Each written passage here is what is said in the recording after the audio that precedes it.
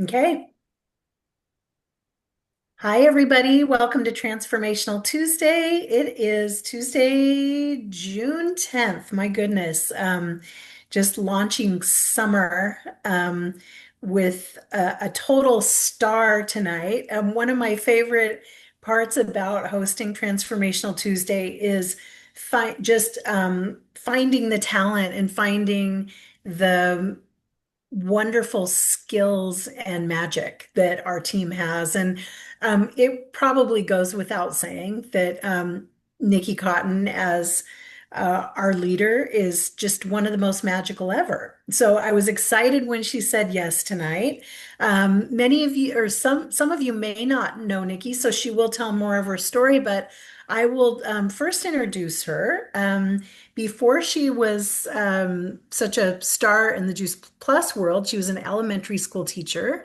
She owned and ran a construction company with her husband of 40 years, and she has two beautiful, amazing grown daughters. She spends summers in the Lake Mountains of Ashland, Oregon, and lives the rest of the year near the Central Coast beaches of California. She's a 100 Club member, awarded the most new business in 1 year, an Elton Award nominee for children's research. Nikki's gift is inspiring people to live lives of passion, purpose, and possibility by discovering their own authenticity. And her superpowers are curiosity and objectivity.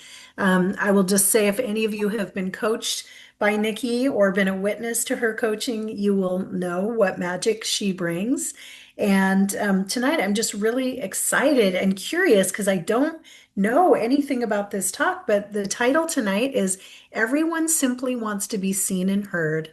What does it take to make that happen? So, Nikki, you can share with us what it takes to make it Great. happen. And I'm going to let you take it away. Thank All you so right. much.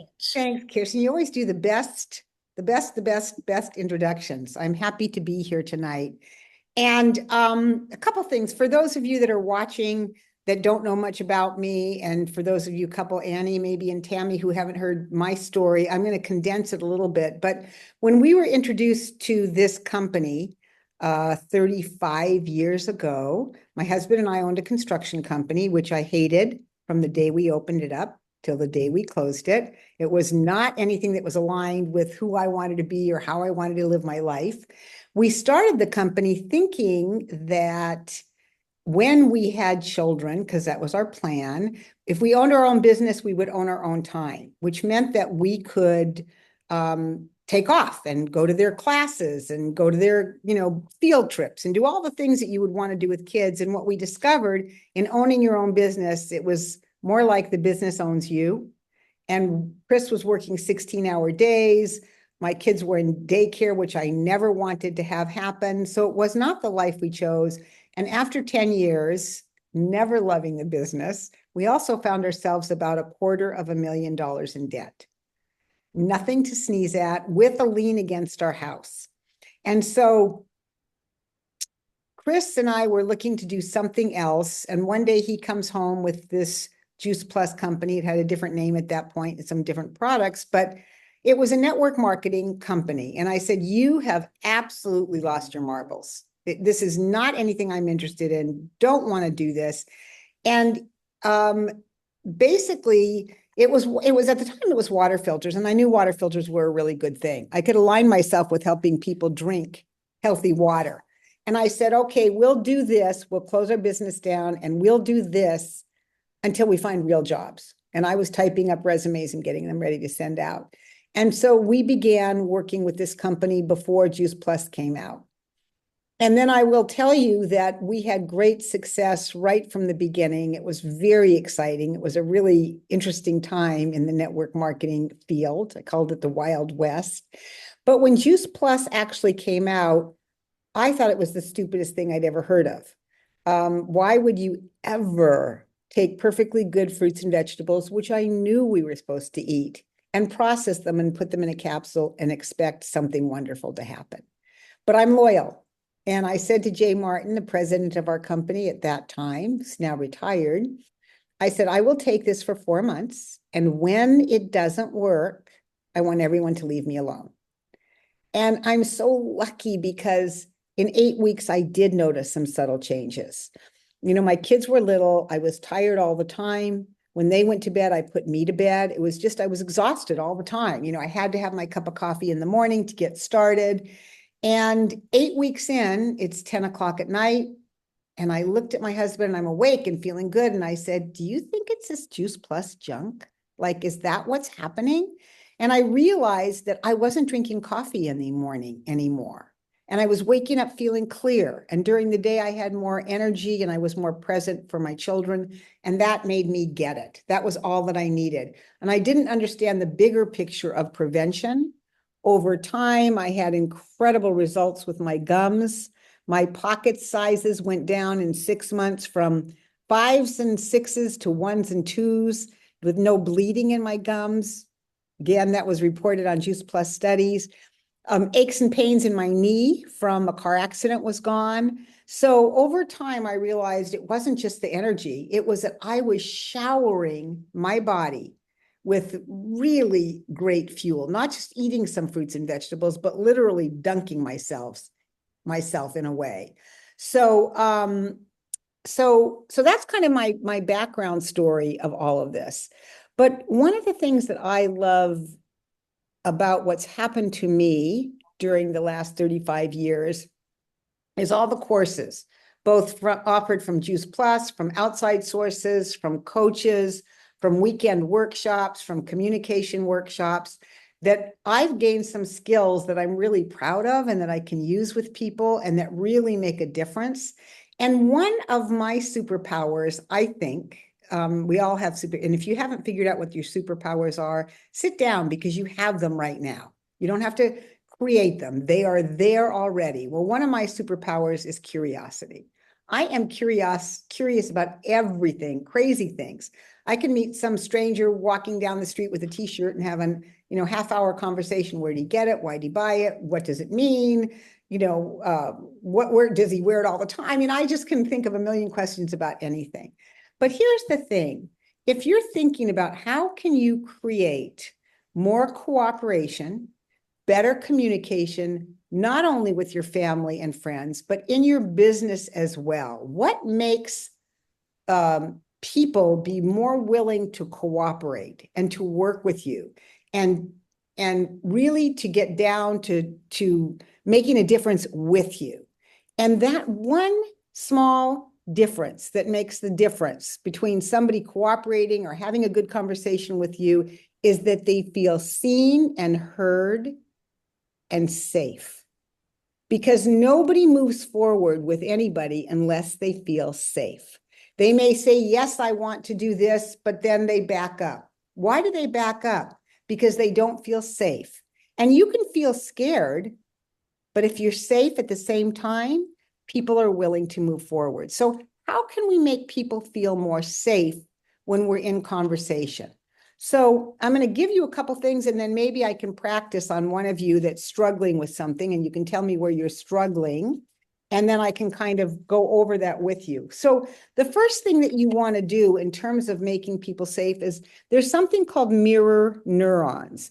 That means that people feel and sense what you're feeling and you're sensing. So if you're holding back, if you're withdrawn, if you're protecting yourself, if you're being guarded, even though you seem to be friendly, the chances of them stepping forward and responding to you authentically and deeply, and maybe with some vulnerability so you can really solve some problems, is really minute. And it's even less possible if you're in any kind of judgment. There's no possibility of influencing anybody or having a safe conversation with somebody that you're in judgment around. So that's number one, is to check yourself before you have that conversation. Am I in judgment around this person? And if so, you probably shouldn't have that deeper conversation that might, that what I'm talking about is maybe relieving somebody from some difficulties that they're having, and that you get to do that with them. So one of the ways that the first step in creating safety takes 3 steps. One is noticing them, seeing them, really seeing them. So, if you were to look at the different people on here, rather than just saying, oh, she's wearing a baseball cap and that woman's wearing glasses, can you, if you're with a group of people, can you actually look into people and see if you can't notice or see something good in them? This is a really big deal, looking for the good. And here's the thing, you don't have to necessarily find the good. You might not be able to in people that you don't know when you're just looking at their faces, but when you're looking for the good, your energy changes. So number one, noticing, looking for the good. Number two, when they are talking, you're listening. That means you're not interrupting, you're really listening. Now, I am an interrupter. Like if I was in a group of people, I'd say, my name is Nikki Cotton and I'm an interrupter. And I'm hoping that, all the time I feel like I'm getting better at it. I really do, but I still interrupt when I get excited. So number two is listening. And number three is understanding. When you understand, does it mean that you have to agree? You don't have to agree to understand, but really understanding where they're coming from, what makes them feel this way, really getting, thank you, Heidi, that's great, because Heidi's taking some good notes here that you guys can take little pictures of if you want. So those three things, and what you're doing when you're noticing, which is seeing, listening, and understanding, you are validating who they are. So this is really about creating validation for somebody as quickly as you can, looking for the good. And so, you might even say, gee, she's got sparkling eyes. She's got a great smile. I notice that she leans in when I'm talking to her, and that feels good. She's not sitting back. I notice whether her arms are crossed and whether she has a smile or a scowl on her face. So looking for the good, and again, not worrying if you find the good or not. If you're doing that, you're going to create some mirror neurons that they're even unaware of that's going to make a difference in your communication with them. So now let's get into some things that I want to show you how I would handle this with somebody. So let's pretend somebody's numbers are down or they're not attending, they're not showing up on calls anymore, or they're doing one of these kinds of things.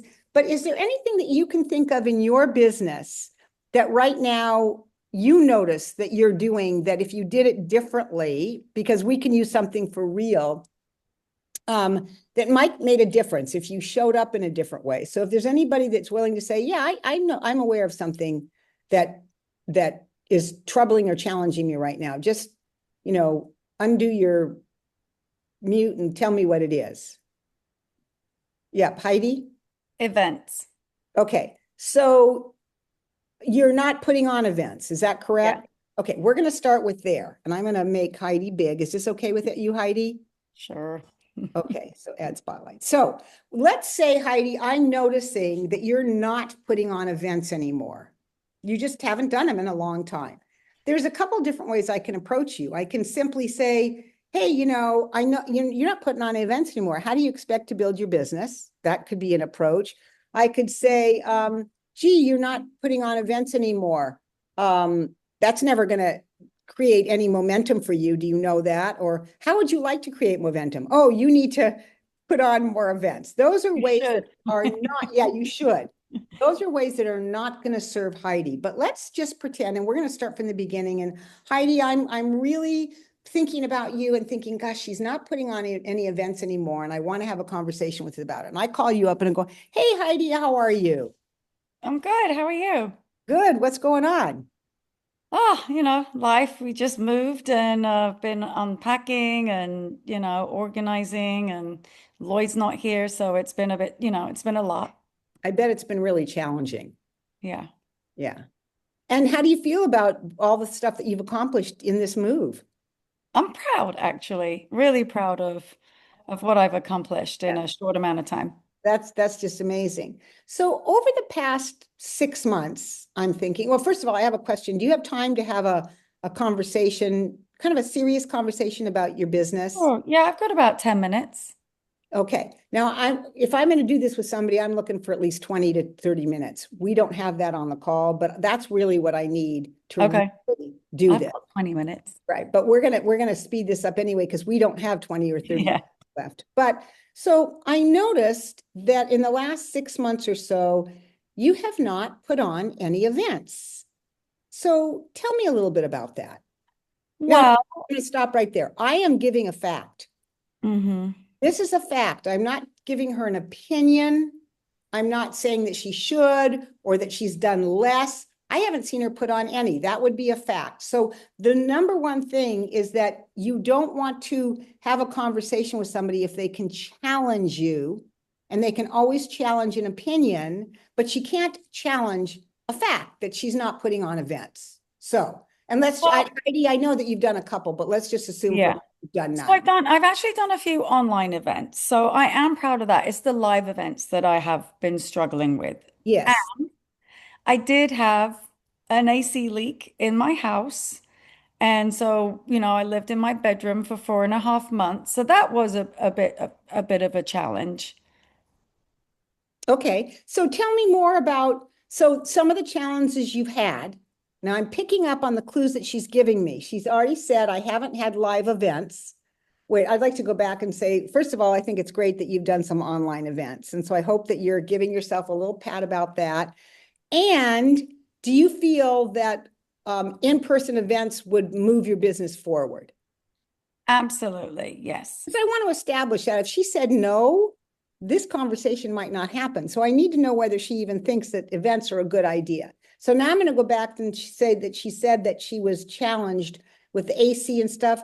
Is there any other things? And I can only imagine that I know what happened with the leaky air conditioner. It turned into an entire remodel of your house. So that was huge stuff going on. But is there anything else that you're aware of that's maybe keeping you from putting on live events? Yeah, I have done a couple of live events where I haven't got any orders from Juice Plus, and that kind of, I guess, kind of puts a little ding in my confidence. Okay. And what else? When you were doing events, I know like when you were in Santa Barbara, we did some events together. Did you enjoy those Oh, events? they were super fun. Okay. Yeah, I love So doing events with you. okay, great. So it was fun. So let me ask you a question. You said with you, have you had a buddy to do events with? Not in, I Okay. mean, I reached out to a couple of NMDs, actually not several, but a couple of NMDs in, where I used to live in Florida, Yeah. and nothing ever came of it in the year that I was there. Okay. So there's the remodeling of the house got in the way, the fact that you didn't have a buddy, that you didn't get orders, and that your confidence has gone down. Mm. Is there anything else that might be keeping you from doing events? Yeah, possibly the invitation. Ooh, okay. Tell me more about the invitation part. I just seem to get a lot of no's. And when you want to have a fun party, that's discouraging because Okay. I do like to bring the fun in a party. Yeah, I know you do. All right, the invitation. Who wouldn't want to have fun with Yeah. me? So tell me more about what your invitations looks like, not graphically, but tell me more about your invitations. Like, how do you go Well, about that? I usually either call or leave a voice message first of all versus, a text message. But if I am in a hurry or I'm doing a power hour or I'm doing, a 30-minute blitz, I do tend to do a copy and paste, but I make it personal to each person because Okay, of, the people that I'm inviting usually are people that I know. Um, yeah, and I usually kind of bring up something that's happening in their life and the common ground as to why I think this event would be a good fit for them and be fun for them. okay, that sounds great. Now I'm going to stop here. I could have stopped with these questions on the no orders, no confidence, no buddies. I got to the invitation because we don't have time right now. I may even ask more questions. Is there anything else? Is there anything else? Is there anything else? Until she finally says, no, there really is nothing else I can think of. And she did. I thought after the no buddies, there would be nothing else, but she went, oh yeah, the invitation. So you want to keep asking until they're empty. And most of us ask one or two questions and then we try to give a solution or we try to go to the next step. This is really important to really get down to all the reasons she's not having events. Okay. Then the next thing that you're going to do is you get to make a little bit of an assumption about what might be happening. And the assumption is, say something like, I imagine, not something like, oh, well, you are depressed, aren't you? Or you are, I'm not going to make it as a statement because I don't know what's true. But in this particular case, I might say to Heidi, I would imagine that you feel a little bit shut down. Does that feel true to you? I wouldn't say I'm shut down, maybe a little stuck. Okay, so I can imagine you're feeling stuck. Now, Yeah. notice that she corrected me. Now, if I had said, oh, it sounds like you're shut down, it would have been a whole lot different than me saying, I can imagine, because I don't know how she really feels. And I'm trying to find out how she really feels. And she really feels stuck. So now what we're going to do, tell me about being stuck. What does that feel like? I just feel like I definitely need a buddy to do events with. And so I feel like I have been stuck. Now I am back in Santa Barbara. I know that you will be doing events with me, and so will Joy and other people in town. So I am really looking forward to that. I do feel there is light at the end of the tunnel. Okay. But tell me more about what it feels like to be stuck. I know that you feel like that may change right now. And also for this purpose, guys, not everybody would have moved back to their hometown and have some people to do something with. If she was still in Florida, for example, and she said, I'm feeling a little stuck because some of those things are still there. There's no real buddy. The invitation thing still exists. So in that vein, Heidi, tell me more about being stuck. What does that feel like? It feels shitty. Yeah. It's just that's how I speak. I'm not gonna be inauthentic to myself, but it feels shitty Okay. because And I know the success that I've had before. so, in comparison to the success you've had before, this feeling stuck is also in relationship to what's happened in the past where you were more successful. Yeah, I guess. Yeah. I mean, is that possible? Yeah. Yeah, I think it's certainly possible. Um, so, is there anything else around being stuck? Like I think of being stuck myself, of kind of like being in cement. But is there anything else like the picture of being stuck? What does that do to you? I Like when think you're stuck, what does that do to you? I feel like my brain wants to get me out of the stuck, and I think the only thing to do that is to get into action and create an event and invite. Yep. And you're still having all those other feelings, so it's really hard to get unstuck. Yeah. It Okay. just takes courage to get out of that and to move forward versus stay comfortable, I guess. Yeah. So In the so stuckness that feels really uncomfortable. It's kind of an oxymoron. say that again. I missed that last one. I said it, I don't even remember what I said, but something about getting like versus staying in the stuckness, which or the comfort of the Yeah. stuckness that feels uncomfortable. Oh my God, yes. So there's a comfort sort of in the uncomfortability because you're just there. Now, at this point, do you think that like Heidi is probably feeling seen and heard? Do you think she gets that I get it? Does anybody want to make a comment at this point about anything they've noticed or any question you might ask? Kirsten. You know, Nikki, the thing that I love about witnessing how you ask questions is that you make statements that are relatable. I can only imagine that you might feel, um, which creates connection and empathy, right? Without stealing the conversation. And we have all had those conversations with people that are really just waiting for the next opening to tell their own story, right? Because I'm sure that you have had the same experience as Heidi, but you didn't launch into telling your own story. So that is what is so impressive to me. I tend to do it also, Heidi, in an attempt to relate and create empathy. I think sometimes I steal the conversation and then it's not about them anymore. So I Mhm. really appreciated being able to witness you acknowledging without stealing. You You know, know, it, can I just say, Nikki, I'm really glad that you said that, Kirsten, because the word hijack came to mind, which is a horrible, horrible word. But I want to put that or change that word to a positive word versus saying don't hijack. no, it's really But interesting, Kirsten, that you picked up on that. And Heidi, you felt that it's not being hijacked as well. Because here's the thing, this whole, and what this is called is actually, or what it's been named is intrinsic validation. That's what we're working on right here. But the thing that I love is that you want the person that you're talking with. If we want to change Heidi's feeling about events, I could just tell her what to do. That would be hijacking. I don't want to do that. What I want to do is take her as far as I can into her discomfort about being stuck, about not doing events. I want her to go as far as we can take that before I even bring up a suggestion. And I don't want to lead her. Like I could say in the middle of all this, I could say, well, I could get back to the buddy thing and say, well, how about getting a buddy now? I don't want the idea to come from me. I want it to come from Heidi. And that's the really key here. And she did say something about buddies. So I might do a few more questions. Does it, when you get no on the invitation, tell me a little bit about how that feels.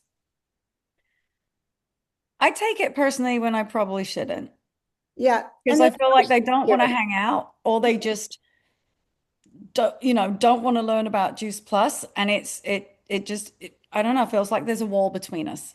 And I don't know if this word applies, but I don't like being rejected. I want people to like me. I want people to have fun with me. And when they say no, it's hard sometimes to not take it personally. And I'm hearing that's kind of where you're landing also. And I feel like, and I don't use this word hardly ever, but I feel like I'm failing.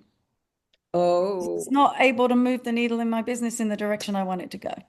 now do you see by talking a little bit more about the invitation failing? That's really, this is like a teaching moment, but that's about as low as you can get in how you feel about something, right? I feel like I'm failing. So I asked that we came back to the invitation and we took this a step further. We can see that and it's not like she's going to shoot herself. This is just a moment in time, everybody, but we can see how this whole event piece is really Brittany Chelsea. That's what I was going to say, Heidi. Oh, you know what? I forgot to, oh no, I'm recording. Yes, good. I thought I'd forgotten. That's a really tough place to be, is to feel like you're failing in this bubble of the event. No wonder you would feel stuck and you wouldn't want to do it. And all of those pieces put together. But I didn't hear failing initially. I didn't hear stuck initially. I didn't hear shitty initially, but it came out. So we know that there's a lot going on for Heidi around putting on events. And that's really important. So now at this point, there's a couple things that I could do first. And here's where we want to be very careful about leaving our own agenda, what she could do behind. So we're going to not try to fix. We're going to avoid, creating an agenda for her. We're going to avoid having to justify what I want to say to her. We want Heidi to completely own this experience. So at this point, if I felt ready, I would probably say, so Heidi, what are some things that you think you might be able to do to get out of this? Well, when are we doing our next event? Yeah. So what she might Buddy. also, now what if Heidi said to me, I don't know. I don't know. Like, what if she really just, I don't know. I'm feeling so stuck. I don't know what to do next. So I could do a couple choices. I could ask her another question if you did know, or what's a simple step you could do? Or I might say at this time, if it's appropriate, are you open to any suggestions?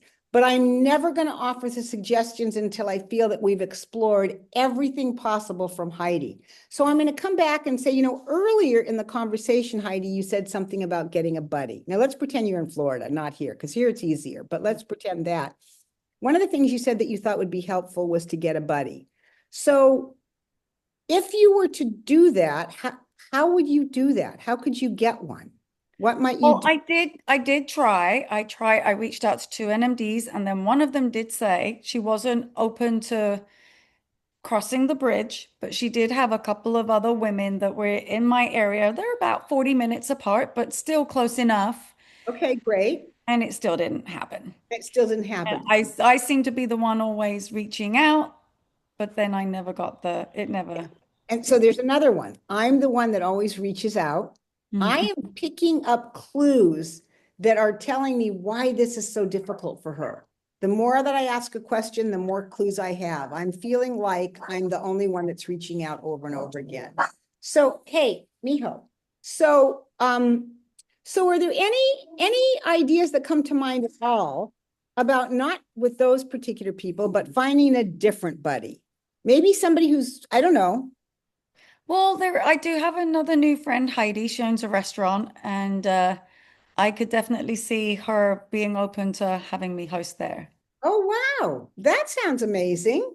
And I would probably see, tell me more about that. What would it look like having her? I wouldn't just be done. I would want her to say, well, her restaurant is this and that, and she's really fun and she's got some good ideas, and I could feed people into her restaurant this way. I want it to really come from her. Okay. So that's one idea is Heidi. Is there any other ideas for finding a buddy? Yeah, I think if I kind of buttered up my next door neighbor with a bottle of wine, maybe she might well, Okay. I don't know if she'll be a buddy, but she might help post for me too. And who knows, maybe in time she may become a buddy. Yeah. And that's a vision I've been holding. So she's now coming up her own answers for this problem. So after she's come up with a few answers that feel good to her, at that point in time, then and only then, after we've gone through all of her stuff, we've really dug down deep into her pain. And I have not asked leading questions during it. Like at the very beginning when she said, I don't have any buddies, I didn't say, well, have you ever thought about calling anybody in the area? I didn't give any suggestions about what she could do this whole time. Nothing, right? Now, after we've really explored all of it, this is the time I'm feeling like the timing is right. That I can say, well, you know what? I think I might have some ideas. Are you open for any suggestions? Yeah. Yeah. And at that point, we have enough of a relationship. She feels seen, heard, validated, understood. So now when I give her suggestions, I'm not giving her suggestions because she, you know, is at as a wall that she's not really, she's really engaged is what I'm trying to say. She's really engaged. So it's going to be much more fun to tell her some suggestions. So just out of curiosity, what do you guys have any suggestions for Heidi about finding a buddy or creating more events? Anybody? Yeah, Elisa. Um, I've heard in some of this stuff people talking about finding out people's values. So my question would be with Heidi, like what are you passionate about and what is it easy for you to connect? What are your interests and what's easy for you to connect with people? Like in other words, like let's say somebody like one of your neighbor and you guys go for walks sometimes and she's kind of like a movie guru or whatever, and you're like chatting and going, I really like blah blah blah blah blah, show because it has this and this and this, and then it'd be like, oh, what if we had a girls' night out and or not, girls' night, and like, what if we watched movies and like invited people over and we could like make little smoothies or whatever? So, like, in other words, um, my line of thought is the questions with regards to your passions and your interests in order to stir that taste bud, Yeah, and then with that's beautiful. whoever that you're around and connecting with, because we're all drawn to each other, right? You Yeah. know, um, so that was but I don't I'm learning a lot here, but that was the thought was the interests and the passions. That's beautiful. Thank you. So finding somebody, finding out what they're passionate about that matches what you're passionate about. You both love watching movies, having a movie night. And they don't, Yeah. that's a great idea. So thank you. That was really cool. I would not, I know that, but I wouldn't have come up with it tonight. I can tell you that right now. Anybody else have any ideas? Yeah, Carrie. Heidi, you do such an incredible artwork. I think it would be great to have like a party where you could invite people to learn what you do. And then because it's creative, do some creative luminate drinks or some creative, Mm. superfood drinks and Oh, just have a good time. I mean, it would be really amazing. And you're so good at it. that's such a, Terry, that is a good idea because I have some artwork that I don't have space for, and it's kind of traveled from California, from one house, from my house in California to the apartment, from the apartment to Florida, from Florida back to California, and I really don't have anywhere to put it. So that actually would be really cool to actually have. We've got a beautiful front porch and driveway where I could like have my art for sale even Right? and have Yeah. smoothies and Yeah. superfood drink, Do a superfood cocktail, and yeah, paint and sip. Yeah. Do it. yeah.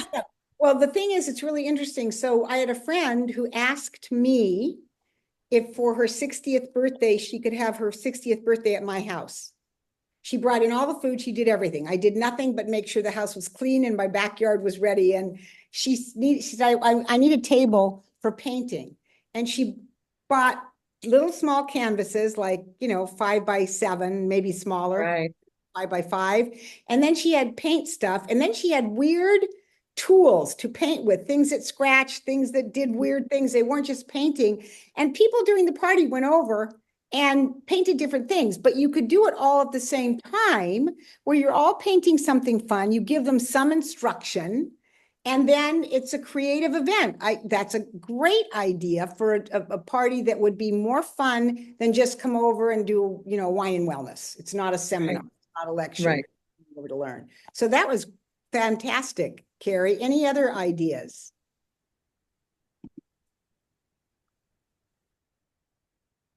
I don't know if I have any ideas, but I've just been watching Heidi's face through this whole thing. And literally when the art conversation came up, you were suddenly, I don't know if anybody else Oh, noticed it. It was totally. like Yes, she total, lit like up. Heidi, yeah, Heidi's sunshine just turned on. Yeah. So Yeah, she um beamed. that's really cool to just be an observer and watch that. So Absolutely. And if my house was finished and the artwork was on the wall, that you would be seeing my art right here. So we've ran over time, but I just really wanted to express this whole idea of really looking for the good, letting somebody really talk about the pain and asking them a question and another question, another question. Most of you stop after 3 questions. It's not enough. You have to ask them enough questions where they say, I don't know anymore. Those are all the things I can think of. That's what you want to do. And then from there, you want to let them know you heard what they said, you understand what they've said. Do they have any ideas that could remedy this? Well, I don't know. Well, earlier you said something about a buddy. Earlier you said something about the invitation. What if it were something or other? So let it spark some interest in them. And only until when all that is explored do you get to offer some suggestions. Mm. So I hope this was helpful. I really love this model. I think it's amazing. And if you need to go back and watch it and take notes, do it. But I think we're good to go, everybody. I think we are good to go, and this Yeah. has been so valuable. I feel like I've gotten Amazing. a little insight into your magic, Nikki, because I've just noticed the patience you have in asking questions.